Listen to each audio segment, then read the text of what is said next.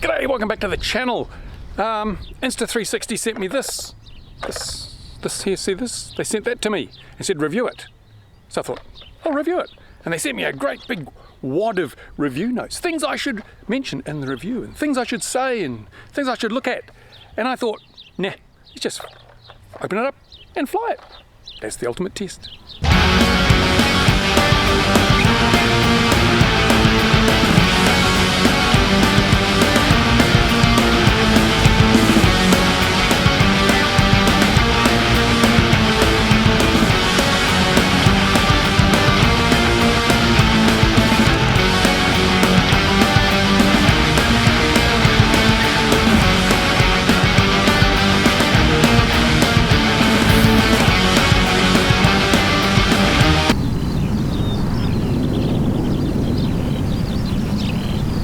Sub 250 is the future, and look, I got this and I thought, hey, that's pretty light. What's in there?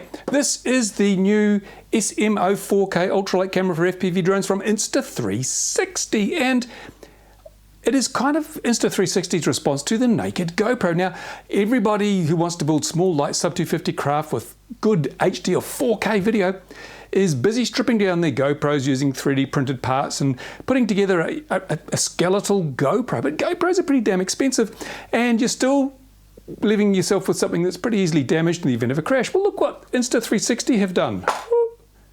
They've stripped down their camera for you. I mean, you don't have to do it yourself. It comes like this. Now, we've got a couple of lenses in here. Where are we? There's one under there. Yep. Let me just go through the contents of the box. We don't unbox things here, but we do open the box and look and see what's inside.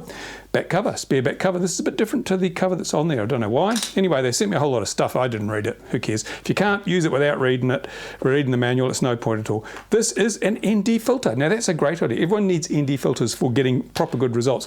Why do you need an ND filter?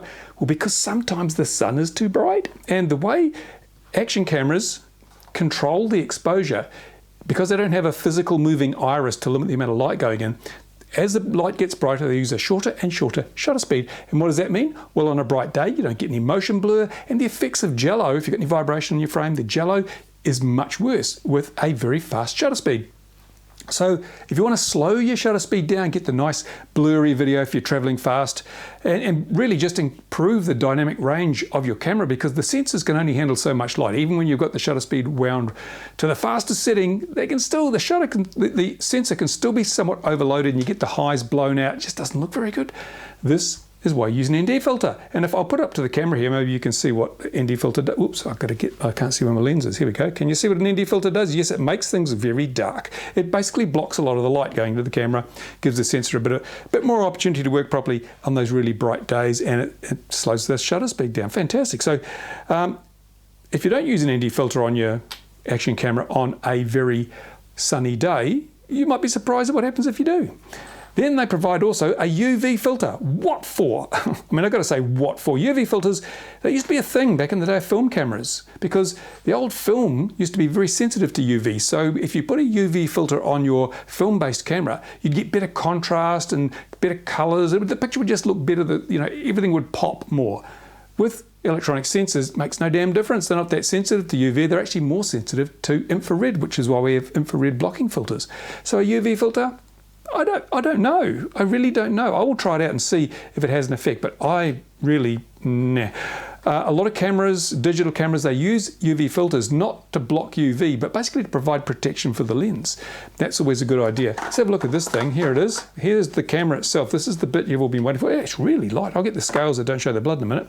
But look, it's already a naked action camera. And one of the heaviest parts of an action camera, of course, is the battery. There's no battery in here because it's designed to go on a quad or any other kind of RC vehicle where you've got a LiPo. You've already got a battery. Why double up by carrying another battery? So let's get the scales out. Let's see what this little sucker weighs. Here we go. We're measuring in grams because we're in the developed part of the world. And let's see. Oh, nicely coordinated with the stripe on the camera, these scales. Let's see what this thing weighs.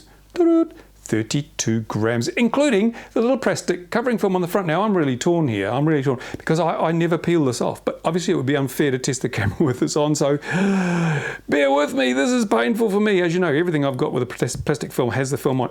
Ooh, that didn't hurt at all. If you do it quickly, it's like a sticking plaster. So yeah, I guess if you're going to put, it does provide a degree of lens protection, the UV filter. So I probably would put that on there, even if only to protect the lens. If you're going to, land on stones or gravel or something, the lens might get scratched. So yeah, I'd use that as a lens protector. It's not going to be an effective filter really. And I'd also take that off there. There we go. How much does it weigh now? And real flying form, 33 grams, 33 and a half, because this doesn't do halves, it only does wholes. So 33 and a half grams, it's not bad. It's not I don't think it's as good as a naked GoPro. What are the figures for naked GoPro? Someone can probably, look, this is stuck on my scales. Someone can probably tell me what naked GoPros weigh, but get off there, 33 and a half grams, that's pretty good. Let's compare that to something like, for example, the Runcam 4K, Runcam 2 4K. Yeah, it's 50 grams, that's quite a bit heavier. And if you're going for something like the Runcam 3, which is now discontinued, but I really like. Well, there's 56 grams. Let's see, I've even got an old Mobius here, which has generally been my go-to camera if I want something really light. How much does that weigh? 42 grams. This is cheaper by far. I mean, lighter by far. Not cheaper, probably. I don't know what the price on these are. You have to look it up. I don't give prices in my reviews because they change. People come in 6 months' time to get a price, or get a review, and they say, oh, that's too expensive, but the price might have gone down. So you go and look it up for yourselves. No affiliate links in my description, because I do not believe that it's fair on you guys for me to be making money out of a review, because then you can't really trust me. Whether I'm trustworthy or not, there's always the illusion that, he's saying this is great because he wants us to buy one through the link and he makes money. Well, I don't make any money if you buy these things. I don't care if you buy them or you don't. It's no skin off my nose, but hey, yeah, it is really light, really light. So, and also it's really quite well protected. This plastic case it's light, but it's going to be strong enough, I think, strong enough. But then you got a problem. How are you going to mount the damn thing? How are we going to mount this thing? It's got a little screw hole through here. See that little hole? Let me move this out of the way, and let me just bring it up a bit closer to the camera. Hopefully it will focus. You can see there's a little hole in there, so you can put it on a little twisty mounty pivety bracket. The other back, the spare back, doesn't have that. So they did send some 3D files, STL files or whatever, 3D printing, but I don't have a 3D printer. It's one thing I don't have. I haven't. Someone send me a 3D printer, please. I can't afford one, but I would love one so I can do stuff like this. But I'm gonna have to do the old redneck country where I use a zip tie or something. I'll stick it on a quad. Use a zip tie. Also, this thing has the ability to record and even turn itself off and on from your flight controller. It comes with a lead. Well, I hope it does. It's in big trouble if it doesn't. Oh yes, it does. Look, it comes with a lead, and that lead enables you to, as I say, turn the camera off and on and start and stop recording from your transmitter while the model is flying. I don't know why you want to turn it off and on. It's not like it's going to be a big current drain, is it? It's only going to, it's not going to flatten your battery. So off and on, that seems a bit of a overkill, but certainly start and stop recording is handy, because how many times have you taken off with your GoPro, had a really cool flight, come down and say, oh no, I didn't turn my GoPro on. That's terrible. At least this gives you the ability to turn it on and fly. At least check the position of your switch. It's got some bolts here. That bolt must go through that little thing, but there's no corresponding bracket. You get a screwdriver. Look at that. You want to fix the car? No problem. Spares. But no, this is for taking these little back screws out here. See these little screws in the back, so you can change the back over. They give you the tools. Oh, that's great. I wonder how often you have to change the oil in that thing. But there you go. I mean, hey ho. What can I say? On the bench, certainly looks the part. Nothing else in the box. Oh yeah, we get a QR code. Now I have to say at this stage, as I make this, there we go, QR code if you want to go and see stuff. We'll focus on that. HD, scan that if you want to go to support.betafpv.com. Having problems, need help? Yeah, I needed help. Because I tried to install, there's an app. Obviously, you've got to be able to set this up. There's no screen on it or anything like that. So how the hell do you set up your 4K or whatever else? Because it does a range, I think 4K 30. Does it do 4K 60? I don't know. I'll put the specs in the description down here. I'll put a link to it. I'm not here to sell the product, but it has a good range of different resolutions and frame rates. But how do you change them? Well, you've got to have your smart device, your phone or your tablet. I tried it on my generic smartphone, which has got Android 5. Yeah, it's pretty old and crusty, and it wouldn't install. I tried it on my Lenovo tablet, which has got Android 8 point something. It wouldn't install. I couldn't get the app going. I'll have to go and buy an Android 10 device or something, unless it's something really simple that I've overlooked. Yeah, I downloaded the APK. Because it's not on the Play Store yet, I downloaded the APK, enabled installing from outside sources on my Android device, and it went through the process, installing, blah, blah, blah, and then it said, app not installed. So I don't know. It's supposed to be easy, isn't it? I'm old. I'm useless. But that plug goes on the side. See that? And it's got some buttons on the top here. Click, click, click, click for starting recording and turning off and on or something. I don't know. We'll find out when we get it in the air. In fact, that's probably what we should do. Now, what am I going to put it in? Because it's ideally suited to the smaller, lighter models, I'm going to use something that weighs less than 250 grams. And that would be probably this. The, what is it? HGLRC Sector 132, 123, I don't know what it is. It's really, I love this quad. This is a fantastic quad. I've reviewed it. Go and have a look. 142 grams. And if we throw the camera on as well, with the lens protector, 178. Let's find a battery. See what that does to it. Here's a 4S650 China Hobby line. Ta-da! Oh no, we're overweight. Okay, so that's not going to work.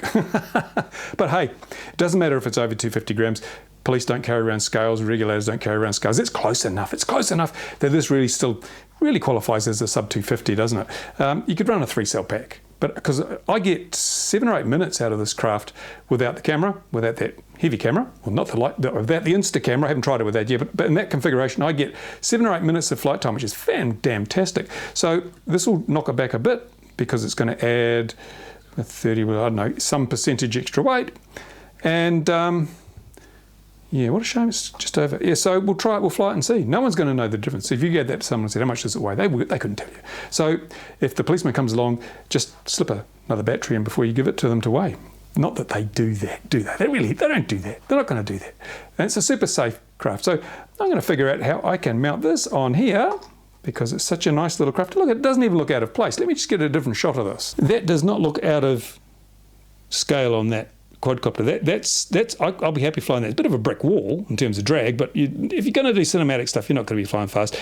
You can even freestyle. I'm pretty sure you could freestyle with that on. I've got another quad. I've got the Holybro Mini Copus, or Copus Mini. I'll put it on that as well. But let's put it on here. And I can't change the settings, so I'll do a test run just with the settings on whatever they are until I can get something that'll run the app. I will just take it for a fly. We'll see how it goes. It's a crappy day outside. It's windy. It's wet. It's raining. It's cold. We'll give it a go anyway, eh? What do you reckon? Just before I do that, here's a suggestion to Insta360. Don't just give one lead. I mean, people have got multiple quads. Most people have more than one quad. The beauty of something like a GoPro is you can just put onto whatever quad you're flying. If you're reliant on the power, you've got to have a power lead fitted to each quad. So you really should provide the 4 or 5 of these leads. Are not expensive, are they? They're cheap as beans, these leads. So put 4 or 5 in, so people can equip all their quads with the wiring necessary just to swap this over and use it. Good idea? See, should have spoken to me first, Insta360. I could have given you that idea. It could have been in the launch, but it's not. Never mind. Let's go.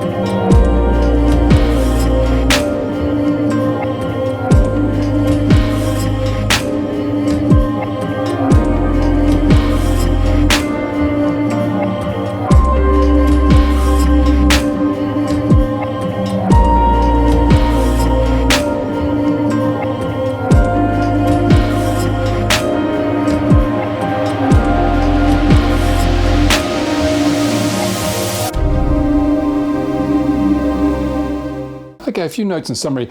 I mentioned about them only providing one of these leads. So what I did was I took that lead and I connected it up to a balance connector. So now I can just plug this into the balance port of any quad with a 4-cell pack that I want to use the camera on. So I'm using one lead for all my quads. That was a simple solution to that problem, but I really do think they should throw more leads in the box. But if you really want to be able to move it around, just get a balance lead connector, plug it in your balance lead. So here's the Insta360 app. Let's connect to the camera. No, we do not want it to access my devices. There we go. So this is basically the app. I'll just move the phone up so you can see the bottom bit, because that's what we're going to be looking at. Settings are adjustable down here. It's pretty common, pretty standard. Let's go into settings. And so we've got the different video modes, and that includes HDR, time-lapse, time shift, whatever that is, and just standard. We're just on standard at the moment, so that's fine. We've got the resolutions, and there are a raft of resolutions from, and frame rate's interesting. It does 24 frames per second, which is kind of cinematic. If you want cinematic footage, 24 frames a second is what you need, because that's what cinema uses. But it also has 25 frames a second for those in PAL countries, 30 frames a second, and 60 frames per second at 4K. This is pretty good. A lot of the cheaper cameras, the lower cost cameras, they only do 30 frames a second at 4K. So having 60 frames, you're right up there in GoPro territory. Now, has 4:3 aspect ratios. One thing I noticed, if you're using a 4:3 aspect ratio and you've got the ND filter on, there is definite, very, very strong vignetting on the wider angle settings. So it's something to be considered. You can always fix that in post, of course. It also has 2K7, again, 24, 25, 30, and 60 and 100 frames per second in 2K7. If you go down to 1080p, you actually get 24, 25, 30. Where are we? 60, 120 and 200 frames per second at 1080p. Has 1440, but it only has the lower frame rates. The highest frame rate at 1440 is 30 frames per second. So those are your frame rates.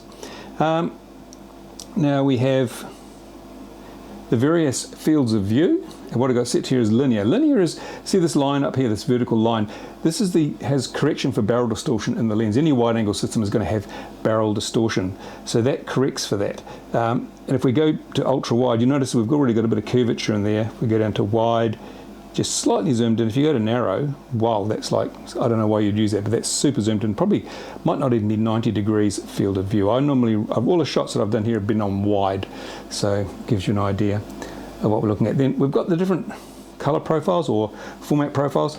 We go to standard. Everything has been shot on standard. That's standard there. You can see the contrast higher, the colors higher. There's vivid, which will make things just a little bit brighter. Wait for it to take effect. Bing, see it pops the colors a little and pops the contrast.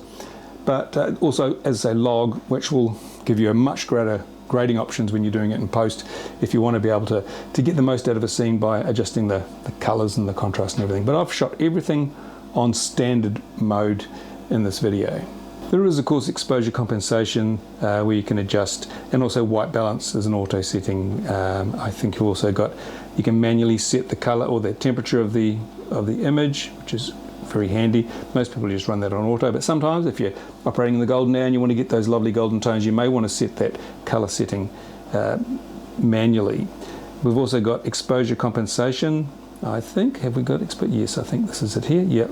You can change the exposure compensation EV setting, sometimes it's called. I've set all the stuff here is at 0, so it's as it is. I noticed in some of the shots it was a bit overexposed. I probably would have wound that down a bit if I wanted to get the best shots, but I wanted to show you how the camera performed with the default setting. So that's basically it. That's basically the whole damn thing. And those are the settings I used when I shot the footage that you saw. So if you're looking for the equivalent of a naked GoPro without all the hassle of doing it yourself, then this is really right up there. It's a fantastic option. The quality of image from this camera is superb. My socks have been blown right off. I've walked around with bare feet all day because my socks have been blown right off with the way this camera performs. It's incredibly sharp. The colors are good. I can't really criticize much about it, actually. I checked it on the spectrum analyzer. It doesn't spit out any noise, any perceptible noise, either on 433 or 900 or 2.4 gigahertz. so it's not going to interfere with your radio equipment.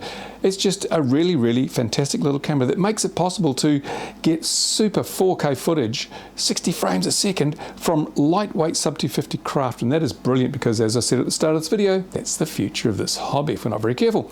So yeah, if you've got questions, comments, anything to say, please put them in the place provided by YouTube. I'll do my best to answer them and address them. And I will be doing some follow-up videos because every piece of footage you've seen in this video has been straight from the camera. I haven't color graded it in any way. It's just as it came out to give you an idea of what the camera can do. Now I'm going to do some follow-up videos because the Insta360 product comes with a piece of software that does, they claim, the equivalent of Hypersmooth with the GoPro super stabilization. So I'm going to try that out in the next video. I'm also going to start grading the footage, so I'm going to try and make it look as good as it can. So if you want to see what this is really capable of, watch some of the upcoming videos when I'll be trying to showcase the performance of this thing in the best way that I can, which is not that good, but it's probably better than you've seen here today.